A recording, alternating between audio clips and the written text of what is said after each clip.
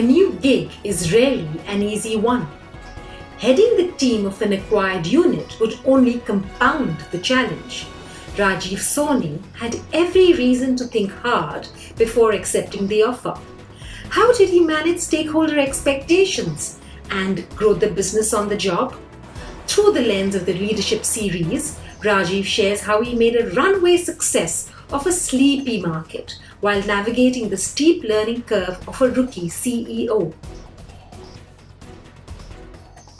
That was year 2000, and there I was in this, most happening industry in India. And my boss called me and said, "Look, we have acquired this company in Calcutta, Usha Martin Telecom. So I want you to go run that."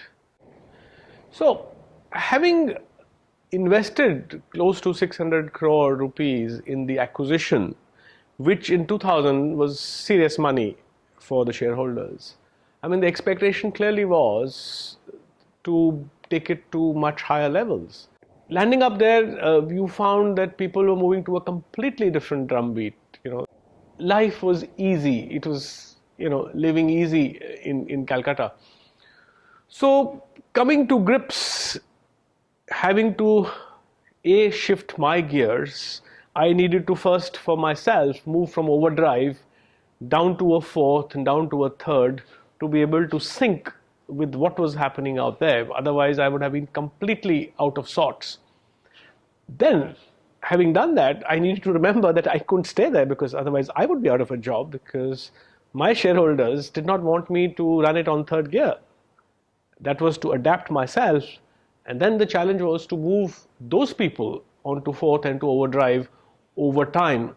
Having assessed the team that I was going to work with and being very conscious that we are now going to have to move at a very different pace, planning to set up for that, I realized that I needed to get in a few people. In telecom, the requirements were of a much more fast-paced business. You needed bright people, you need driven people, you need people who were comfortable with ambiguity, people who were willing to, give it their all. And we used with them the ploy. It's not a ploy, it was the truth really, that you are not joining us to work in Calcutta. You're joining the company and you would be posted here for whatever period of time. And thereafter, career options geographically are open anywhere where the company exists. For me, a bit fortunate that I had worked in Calcutta earlier in a brief stint for a year and a half. I knew something about the people. And that was the need to be humble, the need to adapt, and the willingness to blend.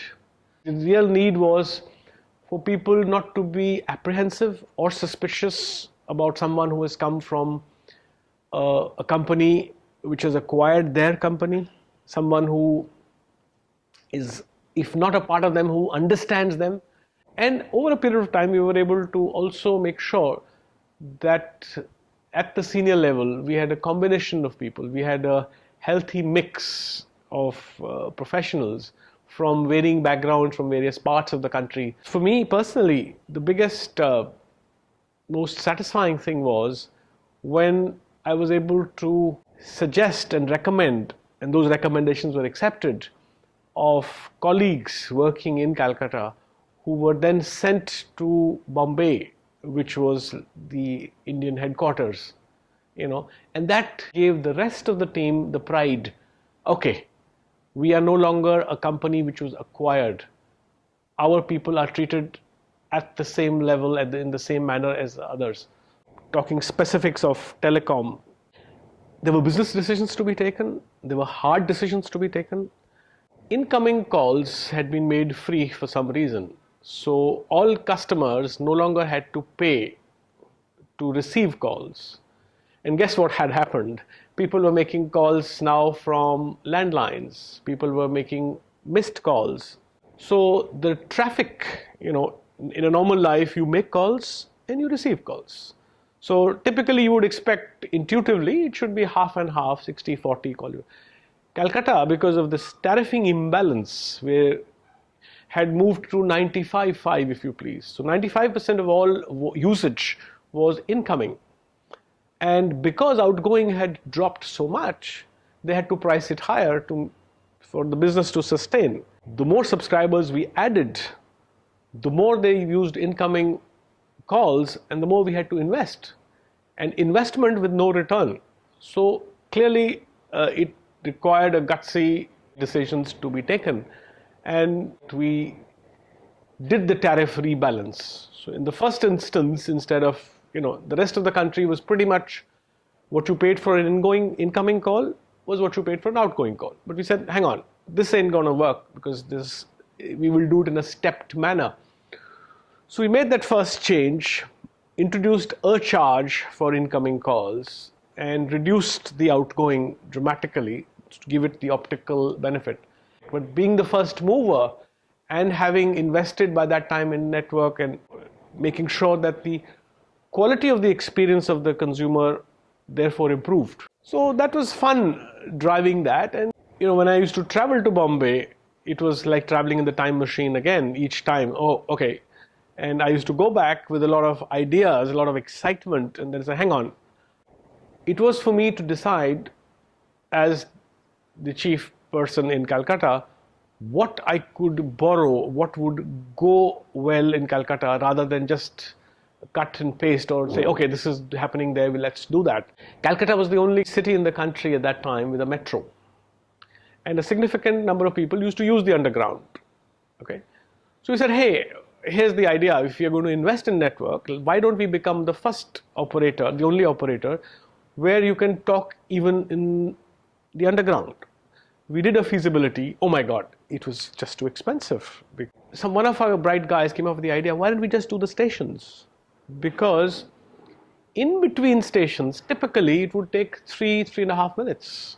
So every 3.5 minutes, you would be at a station or the other.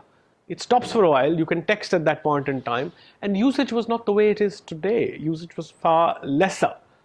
So we said, okay, that's an idea. So we moved very quickly, got the solutions in place, covered all the stations of the metro in Calcutta, and up went our advertising and saying, our network works even under the ground, even when you're in a metro. And that remained in the mind of the consumer pretty much forever, because the recall, anytime there was research or anything, people said, no, their network is far better. It even works in the metro. Of course, somebody else followed 6 months later, but by that time, the minds had been won. The hearts also followed. The ingredients that you use when you make a dish, there are perhaps 15, 20, 30, 45 different ingredients. So it is all of the above and in the right balance, in the right mix, as any chef will tell you, that makes the difference. Whether it was behaving with people, whether it was being decisive in taking business decisions, whether it was handling people situations correctly, whether it was convincing the shareholders to get the right investments in time, whether it was the right decision to not to implement certain national initiatives in Calcutta, which I felt when the market was not ready for. So it was a combination of all of those above which made the overall dish taste good to the shareholders.